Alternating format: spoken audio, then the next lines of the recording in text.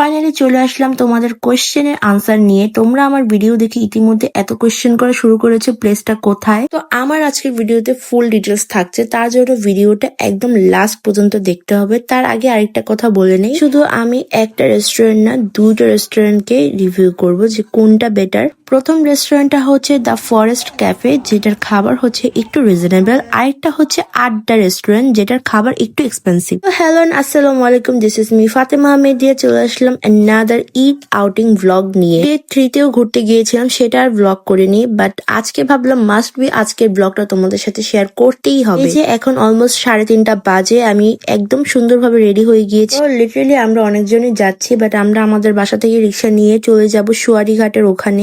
এইটুক বলে নিই, আমরা এখন এখান থেকে যাব কেরানীগঞ্জ। আমরা আজকে যে প্লেসটা গিয়েছি, প্লেসটার মেন লোকেশন হচ্ছে কেরানীগঞ্জে। ডিটেলস আছে, সেটার জন্য ভিডিও লাস্ট পর্যন্ত অবশ্যই দেখতে হবে। সুয়ারি ঘাট থেকে এই যে আমরা সবাই একত্রিত হয়ে এই বোটগুলোতে উঠে নিলাম, এন্ড এই বোটগুলো আমাদের বরিশাল ঘাটে নামিয়ে দিবে। তোমরা চাইলে জিঞ্জিরা ঘাটেও নামতে পারো, বাট জিঞ্জিরা ঘাটে মেবি বোট যায় না। আর আমরা এই আউটফিট গুলো পরে কোনোভাবেই নৌকাতে উঠতে চাচ্ছিলাম না। বোটে একটু বসতে ইজি হয়, আর নৌকাতে আমি অনেক ভয় পাই। তো ওখান থেকে আবার রিক্সা নিয়ে চলে যাব নেকরোজ বা দ্য ফরেস্ট ক্যাফে। হ্যাঁ, ওখান থেকে রিক্সাওয়ালাদের ফরেস্ট ক্যাফে বললেই তারা কিন্তু লোকেশন অনুযায়ী আমাদেরকে নামিয়ে দিবে। অনেক বড় একটা সুবিধা, ওখানকার রিক্সাওয়ালা মামারা সব লোকেশন চিনে। জাস্ট রেস্টুরেন্টের নাম বললেই তারা কিন্তু জায়গা মতো নামিয়ে দিবে। এন্ড ঢুকতেই দেখতে পাচ্ছেন, যেহেতু এটার নাম ফরেস্ট ক্যাফে, তো গাছগাছালির কিন্তু একদমই অভাব নাই। টেরেন্সি সুন্দর গাছ দিয়ে ভরা ছিল, দেখেই মনটা ভরে গেল। আমরা যেহেতু একদম বিকেল বেলা আসছিলাম, তাই একটাও মানুষ ছিল না। আমরাই মেবি ফার্স্ট কাস্টমার ছিলাম, একদম খালি ছিল। আর বিলিভ মি,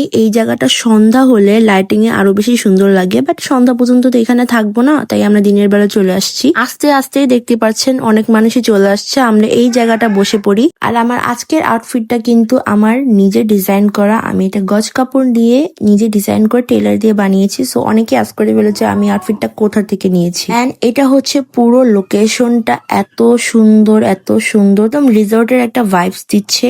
আগেই বলে নি, এই জায়গায় কিন্তু এসি নাই, তবে এত সুন্দর ন্যাচারাল ভাইবস দিবে, আপনার এসির একদমই দরকার মনে হবে না। দেখতেই পাচ্ছেন। পরে আমরা ফুড অর্ডার দিয়ে দিয়েছিলাম, এন্ড এই সুন্দর নোটটা তারা আমাকে দেয়। এটা পেয়ে তো আমরা ডাবল খুশি হয়ে গেলাম। এন্ড আমরা এই সেট মেনুটা অর্ডার দিয়েছিলাম, যেহেতু আমরা লাঞ্চ টাইমে গিয়েছিলাম। মেনুটার প্রাইস ছিল মাত্র 320 টাকা। তারপরে বুঝতে পারলাম একদম মাত্র টাটকা বানিয়ে দিয়েছে, and food quality was excellent. নাকি উল্টা পুল্টা কথা বলে যে কম প্রাইসে খাবার হলে বাজে হবে এই সেই, বাট নো, কম প্রাইসেও খুব ভালো খাবার পাওয়া যায়।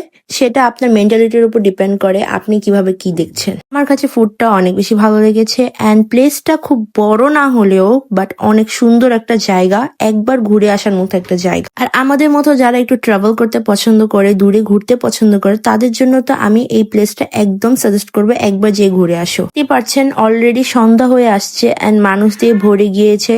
যেহেতু এখন দিন অনেকটা বড়, তাই এখনো মাগরিবে আজান দেয়নি, এন্ড লাইটিং অন হয়নি। তারই মধ্যে আমরা অর্ডার দিয়ে দিয়েছিলাম কোল্ড কফি। আম্মু যেহেতু ঠান্ডা, আম্মু নিয়েছিল হট কফি, বাকি আমরা সবাই কোল্ড কফি নিয়েছিলাম। কোল্ড কফিটাও অনেক বেশি মজা ছিল, আর যে গরম লাগছিল কোল্ড কফিটাকে একদম ভিতরটা ঠান্ডা হয়ে যায়। তারপর এখানে বসে আমরা ভাবছিলাম যে পাশে আরেকটা রেস্টুরেন্ট আছে, সেটার নাম হচ্ছে আড্ডা। আমরা ভাবছিলাম এত দূরে বারবার তো আসা হবে না, চলো ওটাও ঘুরে আসি। সো যেই কথা সেই কাজ, আমরা চলে আসলাম আড্ডাতে। একটু হাঁটলেই সামনে আড্ডা রেস্টুরেন্টটা। যেহেতু দিনের বেলা এখনো লাইটিং তারাও অন করে নেই, এন্ড দেখতেই পাচ্ছেন এই রেস্টুরেন্টে তো অলরেডি অনেক বেশি ভিড়। তবে আরেকটা কথা বলে নেই, এইটা হচ্ছে একটু এক্সপেন্সিভ রেস্টুরেন্ট, যেমনটা ওটা ছিল না। তোমরা যদি রিজনেবল এর মধ্যে একটু সুন্দর পিকচার সহ একটা প্লেসে যেতে চাও, তাহলে ফরেস্ট ক্যাফে অবশ্যই যাও।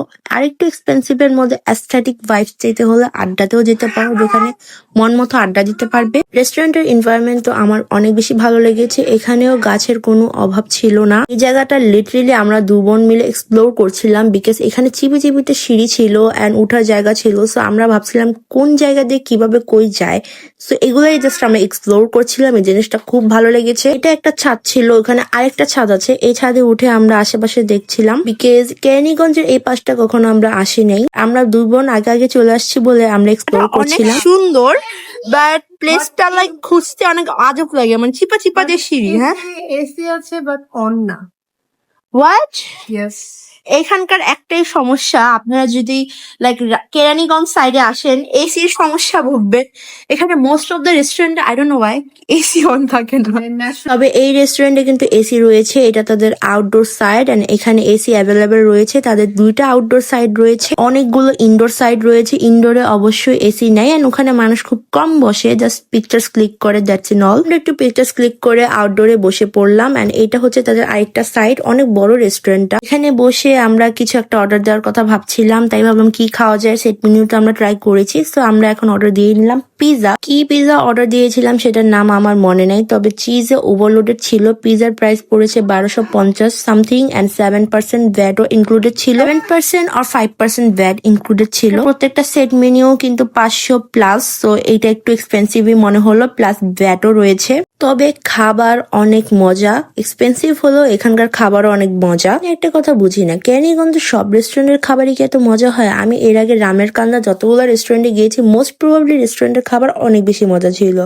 আর এখানেও মিডিয়াম রেঞ্জ থেকে নিয়ে এক্সপেন্সিভ সব জায়গায় কিন্তু খাবার অনেক বেশি মজা। সবাই মিলে আজকে অনেক বেশি মজা করেছি। এখন রাতের 9টা বেজে গিয়েছে, বিলিভ মি, এতক্ষণ আমরা এত মজা করেছি, এত আড্ডা দিয়েছি, কি আর বলবো। দেখতেই পাচ্ছেন এখানে কিন্তু লাইটিং অলরেডি অন হয়ে গিয়েছে, কারণ রাত হয়ে গিয়েছে অবভিয়াসলি। সো আমরা চলে যাচ্ছিলাম, যার সময় আমি সিঁড়িতে কিছু ক্লিপস নিয়ে নিলাম, বিকজ জায়গাটা এত বেশি সুন্দর লাগছিল। আর এই টাইপের জায়গায় আমি অনেক বেশি পছন্দ করি। আর এটা হচ্ছে আমার হেয়ার কালারের রেজাল্ট। লাস্ট টাইম হেয়ার কালারের ভিডিও করেছিলাম, বাট রেজাল্ট শেয়ার করিনি। So here you go.